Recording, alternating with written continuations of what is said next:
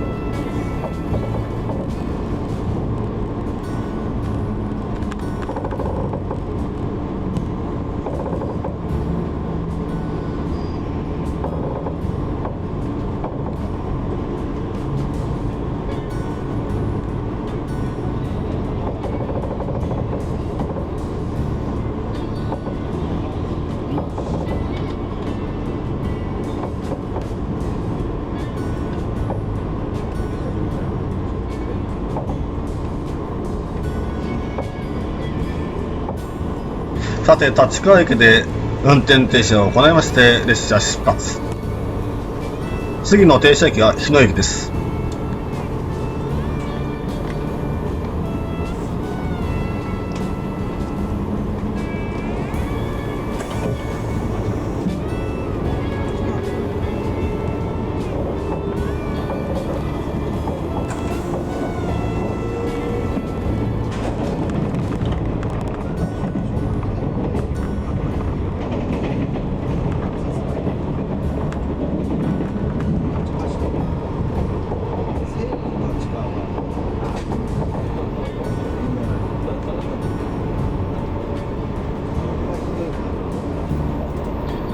ご案内いたします。まもなく日野駅の中線に到着いたします。日野駅では列車の進行方向が変わります。お座席を回転される場合は周りのお客様へお声掛けの上回転していただきますようお願いいたします。列車が入線する日野駅中線は主に回送列車が使用する線路で、定期旅客列車はほとんど走らないため貨物線ではございませんが走る機会の少ない路線です。この中線はもともと旧日野駅のあった場所に敷かれております。現在の日野駅は1937年の白線化に合わせて移設された駅です。合わせて竣工された入母や屋根の農家を模した木造駅舎は80年以上経過した現在も現役です。まもなく日野に到着いたします。回送列車の気持ちになりまして楽しみください。